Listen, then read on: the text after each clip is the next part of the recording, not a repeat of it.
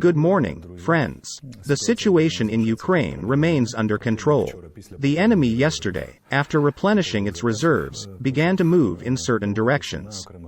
He achieved the greatest success in the city of Energodar with partially established control over the Zaporozhye NPP.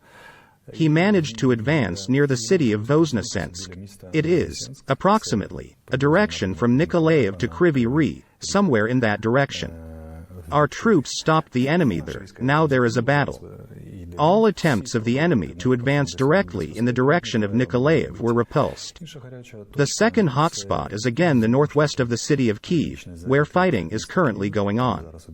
Our ground forces, aircraft and artillery stopped the enemy. The city of Kharkiv and the city of Okhtyrka are subjected to devastating blows from the enemy, but the defense persists. This situation is known at the international level. The international community is closely monitoring the situation in Kharkiv and Okhtyrka. In Okhtyrka, the enemy attempted to destroy a local thermal power plant with the help of aircraft.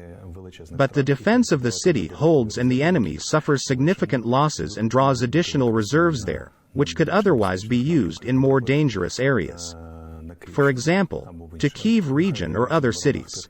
The heroic defense of Okhtyrka and Kharkiv forced the enemy to stop. This is the first time. And secondly, to change the direction of development of the main strike, and thirdly, it forced to transfer additional reserves.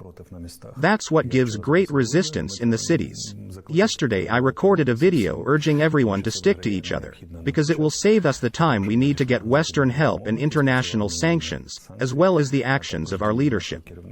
The city of Chernihiv has withstood a powerful airstrike, but the city is holding on. The leadership of the defense forces and the city leadership hold the enemy, and the enemy is not moving in that direction. Mariupol is currently partially under siege, but the situation is under control. Soldiers are on the ground and repel the enemy's attempts to surround the city once and for all. The situation with humanitarian aid there is somewhat tense.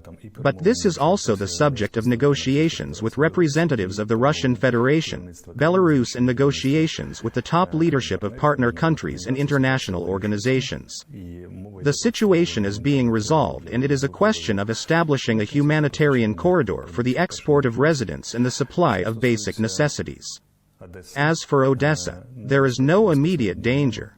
The armed forces of Ukraine, the defense forces, the city administration and the controlled area are monitoring the situation.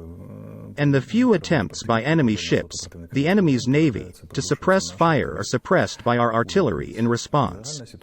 The general situation is under control. The leadership of the armed forces of Ukraine and the leadership of the state are taking direct measures to stop the enemy in those areas in which they are trying to develop an offensive. There are few such areas and we have crossed them out. Yesterday, several powerful fire blows were inflicted on the enemy, which stopped his advance in other directions. I think that in this order of actions, in what is happening, in the way the leadership of the armed forces skillfully manages the defense operation, we can feel restrained optimism about the future prospects of the enemy's offensive. I think it will be stopped in other areas as well. Have a nice and good day. Follow our next messages. Glory to Ukraine.